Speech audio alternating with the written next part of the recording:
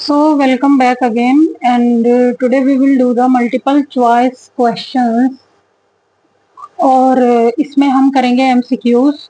और हमारा first question जो है वो है some reactions require conditions like specific temperature, pressure, etc.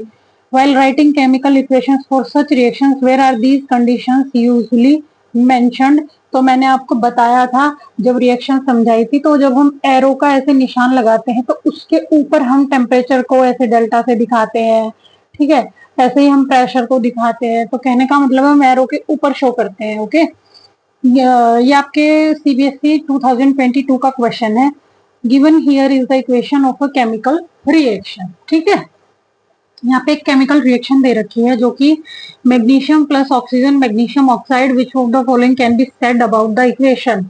तो ऑप्शंस दे रखे हैं, only the products are written on the left side of the equation. बिल्कुल नहीं है ऐसा, ये मैंने आपको बताया था, ठीक है। Only the reactants are written on the left side of the equation, बिल्कुल ठीक बात है। रिएक्टेंट्स को ही हम लेफ्ट साइड में लिखते हैं, जैसे ये है।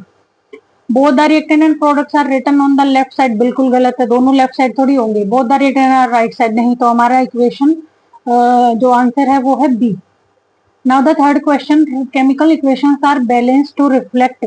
क्यों बैलेंस करते हैं हम, ये मैंने अच्छे से समझाया था कि matter can not be created और nor be neither be created nor be destroyed. हम law of conservation of mass को फॉलो करते हैं हमारी इक्वेशंस, इसलिए बैलेंस करते हैं, ठीक है। Which of the following is true about a combination reaction. Combination reactions में क्या होता है, हमेशा प्रोडक्ट से रिएक्टेंट का नंबर ज्यादा होता है। For example A plus B reactant ने मिलके एक सी प्रोडक्ट बनाया, तो ये जो नंबर है ये दो मिलके एक बना रहे हैं, तो ये कह रहा है कि number of reactant is always greater than number of product. Of course वही होता है, ठीक है। फिर आता है डब्ल्यू, ये लिख रखा है आगे, टिन ऑक्साइड है, ये एसएन होता है टिन का सिंबल, और प्लस XH2, और फिर हमारा प्रोडक्ट बन रहा है टिन प्लस वाटर, ठीक है। तो for which of the following values of W X Y and Z will be the equation above be balanced. Balance करना है आपको। अब देखो यहाँ पे एसएन कितना है, यहाँ पे कितना होगा, तो अगर यहाँ एक है तो जाहिर सी बात है यहाँ तो एक ही होगा, ठीक है। तो डब्ल्यू तो वन ही रहेगा हमारा। फिर ऑक्सीजन कितनी है, यहाँ पे दो हैं, और ऑक्सीजन यहाँ भी दो है, तो हमारा इसका मतलब अगर यहाँ पे डब्ल्यू एक है तो ऑक्सीजन तो दो ही होगा। यहाँ पे एक्स दो है, देखो इस ऑप्शन में। हाइड्रोजन कितनी है, यहाँ दो हैं, तो यहाँ पे भी दो हैं, तो ये हमारा option C is correct. The next question is, a student while burning a magnesium ribbon is air collected the products in a wet watch glass. The new product क्या था, ऑब्वियसली ऑक्सीजन के साथ मैग्नीशियम ने react किया और वो क्या बनाया, magnesium oxide. Now the next question is, consider the following chemical equation, sodium hydroxide H2SO4 Na2SO4 और 2H2 बन रहा है। तो ये क्वेश्चन पूछ रहा है, the information conveyed by the equation are. तो क्या इंफॉर्मेशन कन्वे हो रही है आप बताओ। इसमें ये बता रखा है कि NaOH reacts with H2SO4 to produce sodium sulphate and water. ये बिल्कुल ठीक है ये स्टेटमेंट तो। सेकंड पढ़ते हैं, for every one molecule of H2SO4 two molecules of NaOH are required. तो देखा जाए तो ये भी ठीक है, एक मॉलिक्यूल बना है पूरा अगर हम देखें तो किसका, सोडियम सल्फेट का, और हमें दो चाहिए थे इसके लिए यहाँ पे सोडियम हाइड्रोक्साइड, तो ये भी ठीक है। Acids and bases are non ionic in nature, बिल्कुल गलत बात। अगर नॉन आयनिक होते तो ये ऐसे डिस्प्लेसमेंट होती क्या, ये इसके पास एक्सचेंज होता, बिल्कुल नहीं होता, तो दिस इज रॉन्ग।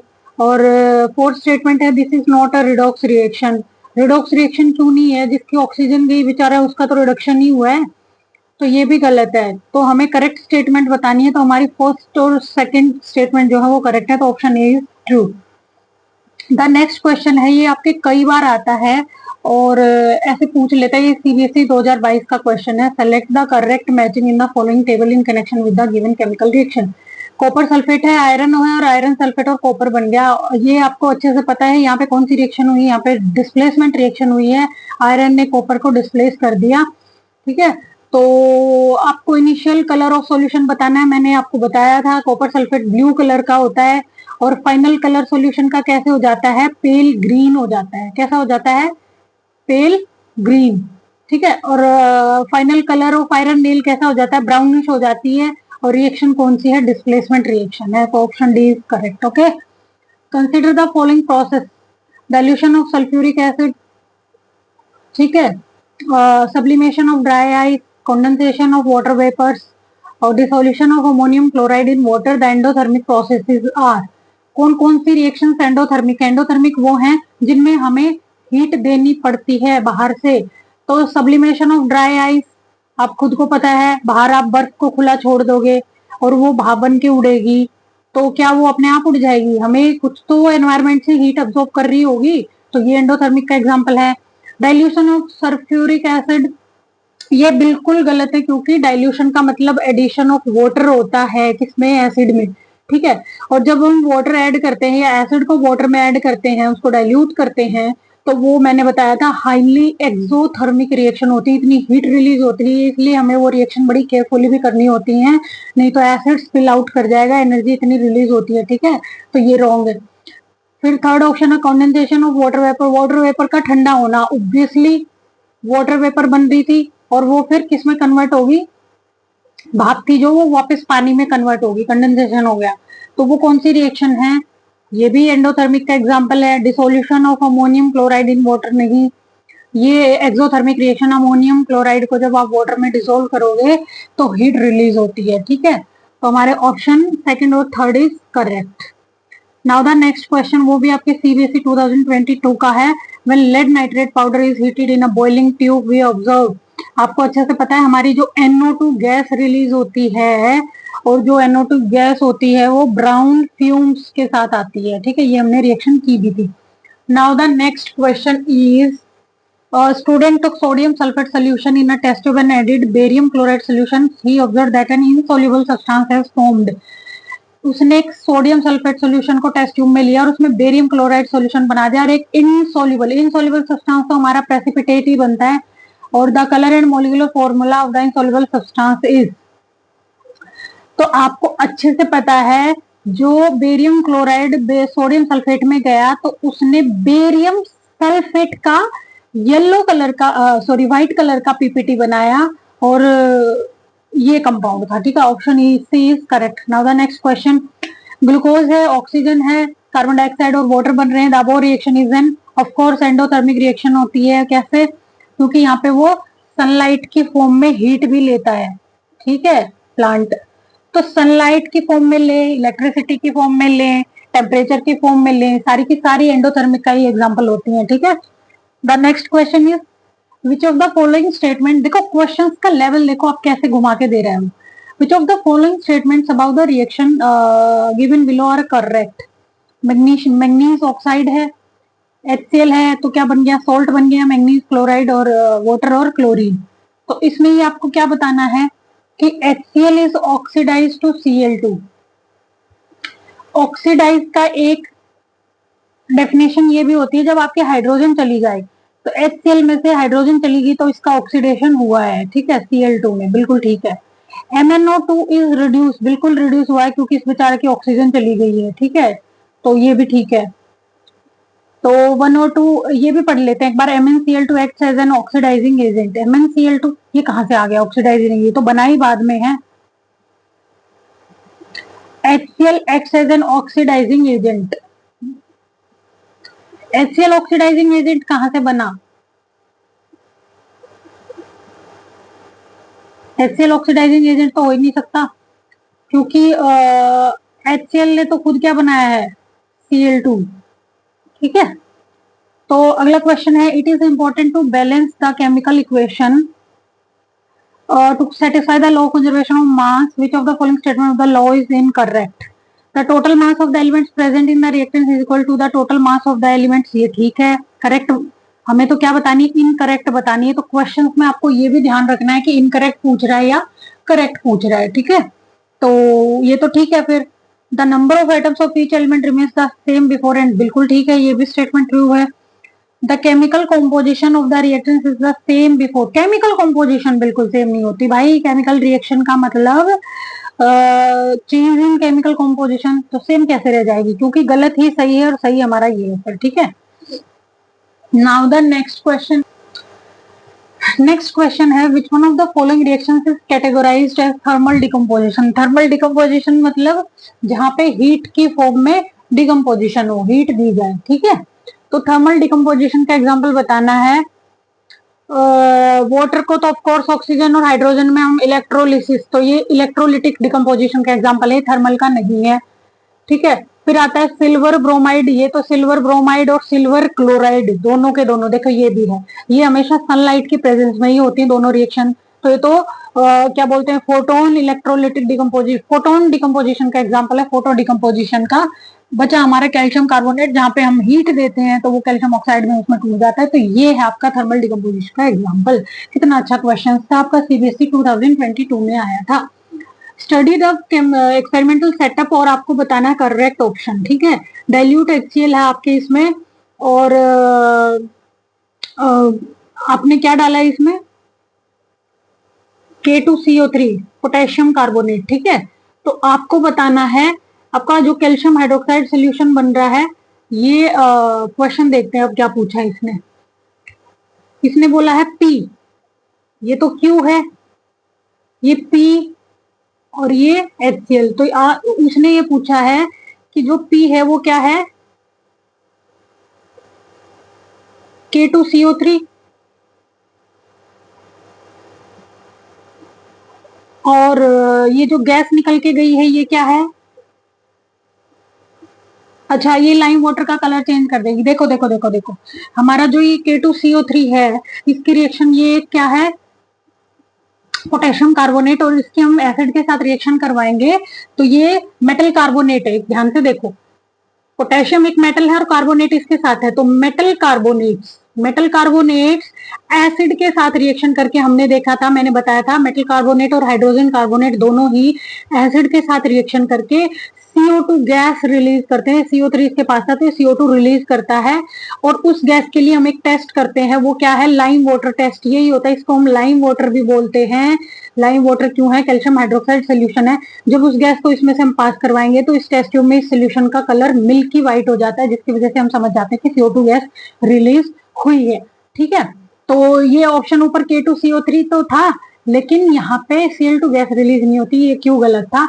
ये हमारा ठीक है, क्योंकि हम पोटेशियम मेटल कार्बोनेट ले रहे हैं और CO2 गैस रिलीज हो रही है और टर्न्स मिल्की, तो दिस ऑप्शन इज करेक्ट, ठीक है। Next question is the pair which will show displacement reaction. Displacement reaction आप देख लेना, रिएक्टिविटी सीरीज के बेसिस पे होता है, जो ज्यादा रिएक्टिव होगी वो कम रिएक्टिव को डिस्प्लेस कर देगी। अगला क्वेश्चन है, Reema to 5 ml of lead nitrate solution in a beaker and added 4 ml of potassium hydrate solution, what would we observe. Yellow colour के प्रेसिपिटेट्स बनते हैं, ठीक है। लेड नाइट्रेट की रिएक्शन जो किसके साथ होती है, पोटेशियम हाइड्रेट, दो सॉल्ट रिएक्शन कर रहे हैं आपस में, क्या बना रहे हैं, येलो PPT। अब इसके आता है नेक्स्ट क्वेश्चन, कॉपर सल्फेट के आयरन के साथ रिएक्शन करवाएंगे तो कॉपर बाहर आ गया और फेरस सल्फेट बन गया। तो ये क्या कह रहा है, करेक्टली एक्सप्लेन्ड है, बताओ कौन सा सब्सटेंस ऑक्सीडाइजिंग या रिड्यूसिंग एजेंट है इसमें। तो substance oxidised, of course iron oxidise हुआ है, आपको अच्छे से पता दिख रहा है, देखो आयरन को यहाँ ऑक्सीजन मिल चुके हैं। वहीं पे हमारा कॉपर रिड्यूस हुआ है, क्या हुआ है हमारा कॉपर,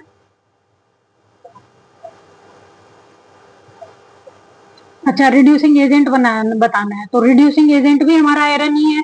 आयरन क्यों रिड्यूसिंग एजेंट है, क्योंकि वो खुद ऑक्सीडाइज हुआ है, उसने किसी की ऑक्सीजन छीनी है, तो वो रिड्यूसिंग एजेंट का काम किया, उसने किसी और को रिड्यूस कर दिया, ठीक है, वो होते हैं रिड्यूसिंग एजेंट। तो option A is correct. The chemical reaction between copper and oxygen can be categorised as, obviously नाम ही लिख रखा है, कॉपर ऑक्सीजन क्या बनाएंगे, कॉपर ऑक्साइड, तो कॉम्बिनेशन रिएक्शन का एग्जांपल है। Why is it important to have balance skeletal chemical equation, because we have to follow the. चलो नेक्स्ट क्वेश्चन देखते हैं, कॉम्पिटेंसी बेस्ड क्वेश्चन है। Which of the following is an example of simple displacement, the electrolysis of water, ये तो displacement का reaction नहीं है, decomposition का है। बर्निंग ऑफ मीथेन, ये कॉम्बिनेशन का है, यहाँ पे मीथेन क्या है, CH4 किसके साथ, बर्निंग का मतलब ऑक्सीजन के साथ रिएक्शन। इलेक्ट्रोलिसिस डिकम्पोजिशन होती है वाटर की किसमें, H2 और O2 में। तो next option the reaction of metal with N acid, ये डिस्प्लेसमेंट का रिएक्शन है। उसमें क्या करेगा, एसिड का जो H होता है वो मेटल को डिस्प्लेस करके वहां पे सोल्ट बना देता है, ठीक है।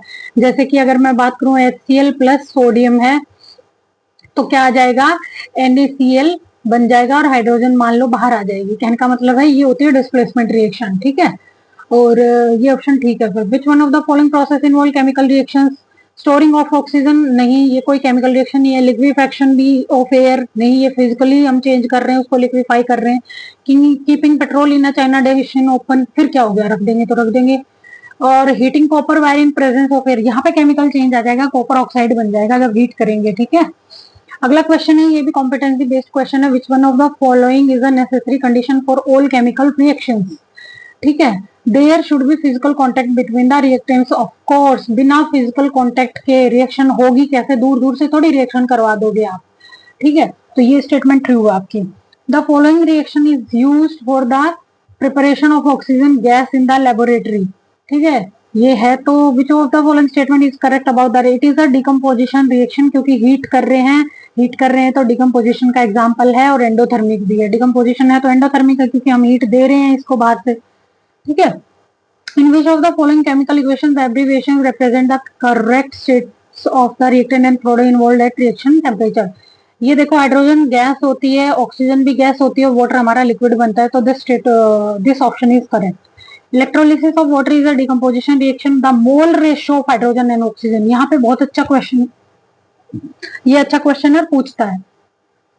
मोल रेशो क्या होता है आपको पता है? 2 हाइड्रोजन होती है और 1 ऑक्सीजन होती है, तो 2:1 में जुड़ती है, ठीक है। अगला क्वेश्चन है कि लेड नाइट्रेट को जब हम डिकम्पोज करते हैं, lead oxide plus nitrogen gas बनती है, तो ये पूछ रहा है लेड ऑक्साइड और NO2 के क्या कोफिशिएंट्स होंगे? क्या बता रहे हैं ये जो 2 और 4 है? तो 2 और 4 ये बता रहे हैं the ratio of the number of moles produced of the, ये नंबर ऑफ मोल्स होते हैं, ये जो आगे होते हैं ना, नंबर ऑफ मोल्स बताते हैं कि कितने मोल बने हैं, ठीक है। इन द डबल डिस्प्लेसमेंट, ये भी आपका कॉम्पिटेंसी बेस्ड क्वेश्चन था और अच्छा क्वेश्चन है। बस ये याद रखना, ये जो आगे लिखे होते हैं ना, 2 है, ये 4 है, ये इसके नंबर ऑफ मोल्स होते हैं। In the double displacement reaction between aqueous potassium iodine aqueous lead nitrate yellow precipitate of lead iodide, ये रिएक्शन हमें पीछे की अभी हमने, लेड नाइट्रेट और पोटेशियम आयोडाइड के बीच में। तो क्या बनता है? while performing the activity lead nitrate is not available, हम कौन सी यूज करते हैं? अमोनियम नाइट्रेट भी यूज कर सकते हैं, ठीक है। हमारा नेक्स्ट क्वेश्चन जो है, which among the following statement is a true? Exposure of silver chloride to sunlight is for a long duration turns grey. क्यों? वो सिल्वर हमारा व्हाइट से ग्रे चेंज हो जाता है क्योंकि सिल्वर क्लोराइड का डिकम्पोजिशन हो जाता है सनलाइट की प्रेजेंस में, ठीक है। Iron nails were added to copper sulfate solution in a test tube and kept for some time. The color of the iron became brownish. The reaction that takes place, of course, displacement reaction का example है। ये reaction हम बार बार कर चुके हैं। Iron जो है ज्यादा रिएक्टिव होती है, कॉपर को डिस्प्लेस कर देगी, ठीक है। A silver ornament remain exposed to the atmosphere for a long time. The color of its surface sloped. हमें पता है सिल्वर काला पड़ जाता है। चांदी आप देखा होगा, मम्मी ज्वेलरी पहनती है, कुछ टाइम के बाद वो काली हो जाती है, वो सिल्वर ऑक्साइड की लेयर बना लेती है। When fats and oils are oxidized, तो उसको हम बोलते हैं rancid, ठीक है। They become rancid, their smell changes, their taste changes. तो all of these आएगा इसका answer. Ferrous sulfate on heating gives ferric oxide. Two gases that accompany the reaction are, ferrous sulfate on heating gives ferric oxide बन जाएगा और बाहर क्या आ जाएगा? सल्फर डाइऑक्साइड और सल्फर ट्राइऑक्साइड, ठीक है। Calcium oxide reacts vigorously with water to produce slaked lime. Calcium oxide होता है हमारा क्विक लाइम, और वो क्विक लाइम वो क्योंकि बहुत क्विक होता है तो वो वाटर के साथ रिएक्शन करता है, तो हमारी एक स्लेक्ड लाइम बना लेता है जिसको हम कैल्शियम हाइड्रोक्साइड बोलते हैं। लाइम वाटर भी बोलते हैं, लाइम वाटर इसलिए बोलते हैं कि इसमें OH है, ऐसे याद रखना। और प्लस में हीट रिलीज होती है, और ये रिएक्शन किसकी है? कॉम्बिनेशन रिएक्शन, ठीक है। और एक्सोथर्मिक होती है, बहुत ज्यादा हीट रिलीज होती है इस रिएक्शन में। This is a very famous example of exothermic reaction. So this is all about today's question answer practice series. और